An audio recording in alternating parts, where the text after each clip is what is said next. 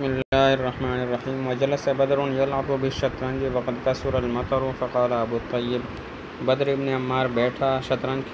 کھیلتے ہوئے، حالانکہ بارش تیز ہو گئی تو متنبی نے کہا۔ بدر ابن عمار ایک دفعہ شطرنج کھیل رہا تھا، بارش تیز ہو گئی تو متنبی نے یہ چند اشعار کہے: الم تر ایھا الملک المرجع الم تر ایھا الملک المرجع عجائب ما رأیت من السحاب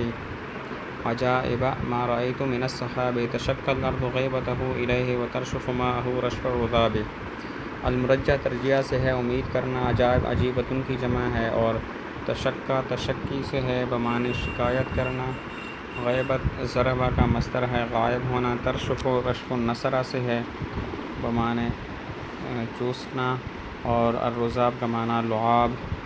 الم ترا کیا تو نے نہیں دیکھا، ایھا الملک اے وہ بادشاہ، المرجع کہ جس کی امید کی جاتی ہے، عجائب ما رأیت ان عجیب چیزوں کو جو میں نے دیکھی، من السحاب بادل سے، تشکّى الارض زمین شکایت کرتی ہے، غیبتہ الیہ اس کے غائب ہونے کی اس کی طرف، وترشف حالانکہ چوس لیتی ہے، ماءہ اس کا پانی، رشف الرذاب مثل لعاب کے چوسنے کے۔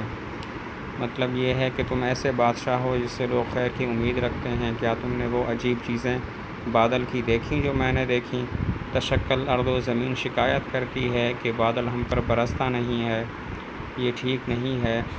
بادل برستا ہے اور زمین اس کا پانی ایسے چوس لیتی ہے جیسا کہ محبت کرنے والا اپنے محبوب کا لعاب چوس لیتا ہے۔ فأوہم ان فی الشطرنج ہمّی وفیک تأملی ولک انتصابی سأمضی والسلام علیک منی مغیبی لیلتی وغدا ایابی۔ اوہم ایہام سے ہے بمعنی وہم دلانا، ہم النصر کا مصدر ہے ارادہ کرنا، تأمل تفاعل کا مصدر ہے غور کرنا، انتصابی افتعال کا مصدر کھڑا ہونا،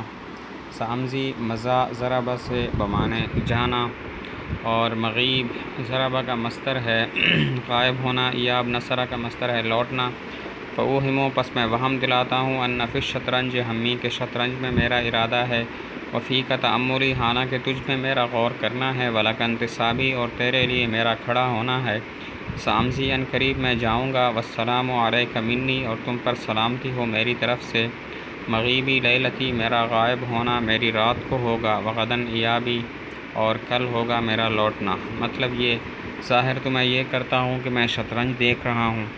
لیکن حقیقت یہ ہے کہ میں تیرے بارے میں غور کر رہا ہوں، تیرے لیے یہاں پہ کھڑا ہوا ہوں۔ سأمضی ابھی جاتا ہوں، رات کو نہیں ہوں گا، کل لوٹوں گا۔ تو والسلام علیک منی السلام علیکم۔ وقال فی لعبۃ کانت ترقص بحرکات وشرب البدر ادارها فوقفت حذاء بدر۔ اور متنبی نے کہا اس گڑیا کے بارے میں جو رقص کر رہی تھی حرکات کے ساتھ، اور بدر نے شراب پی اور اس کو گھمایا، پس وہ کھڑی ہو گئی بدر کے سامنے۔ مطلب یہ کہ ایک گڑیا بدر ابن عمار کے سامنے رقص کر رہی تھی، اس نے شراب پی ہوئی تھی، تو اس نے جو ہے وہ اس گڑیا کو گھمایا، تو وہ بدر ابن عمار کے سامنے آ کے کھڑی ہو گئی۔ یا ذا المعالی ومعدن الادب سیدنا وابن سید العرب انت علیم بکل معجزۃ ولو سألنا سواک لم یجب اہٰذہ قابلت راکسۃ ام رفعت رجلہا من التعب۔ معالی معلن کی جمع بلندی، معدن کی جمع معادن آتی ہے خزانہ، معجزہ اعجاز سے اسم فاعل عاجز کرنے والی چیز، اور لم یجب اجابہ سے ہے جواب دینا، قابلت مقابلہ سے ہے سامنے آنا، راکستاً رقص نصرہ سے ہے رقص کرنا، رفعت رفعن فتح سے ہے اٹھانا، تعب سمع کا مصدر ہے تھکنا۔ اے بلندیوں والے، ومعدن الادب اور اے ادب کے خزانے، سیدنا ہمارے سردار، وابن سید العرب اور عرب کے سردار کے بیٹے، انت علیم تم جاننے والے ہو، بکل معجزۃ ہر عاجز کرنے والی بات کو، ولو سألنا سواک اور اگر ہم پوچھیں تیرے ماں سوا سے، لم یجبی تو وہ جواب نہ دے، اہٰذہ کیا یہ گڑیا، قابلت کا تمہارے سامنے آئی، راکستاً رقص کرتے ہوئے، ام رفعت رجلہا یا اس نے اٹھایا اپنا پاؤں تھکاوٹ کی وجہ سے۔ مطلب یہ کہ تم بلندیوں کے مالک ہو، ادب کے خزانے ہو، ہمارے سردار ہو، عرب کے سردار کے بیٹے ہو، تم ہر اس بات کو جانتے ہو جو عاجز کر دیتی ہے، اور اگر وہ بات ہم تیرے ماں سوا کسی اور سے پوچھیں تو وہ جواب نہ دے سکے۔ یہ جو گڑیا تمہارے سامنے آئی ہے کیا یہ رقص کرتے ہوئے تمہارے سامنے آئی ہے یا تھکاوٹ کی وجہ سے اس نے اپنا پاؤں اٹھا لیا ہے؟ وقال، اور متنبی نے کہا، یمدح علی ابن مکرم التمیمی، علی بن مکرم تمیمی کی مدح کرتے ہوئے، اور وہ علی بن محمد بن سیار بن مکرم ہے۔ وکان یحب الرمی بالنشاب، اور وہ پسند کرتا تھا تیر اندازی کو، الرمی بالنشاب، تیروں کے ساتھ پھینکنا، تیروں کو پھینکنے کو، ویتعاطاہ، اور اس کے ساتھ شغل رکھتا تھا۔ وکان لہ وکیل، اور اس کا ایک وکیل تھا، یتعرض للشعر، جو شغف رکھتا تھا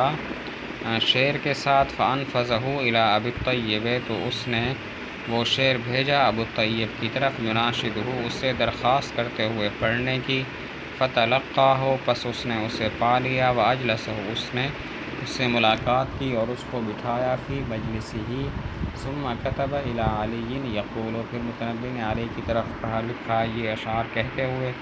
ضروب الناس عشاق ضروبا فآذرهم اشفهم حبیبا، وما سکنی سوا قتل الاعادی فهل من زورة تشفی القلوب،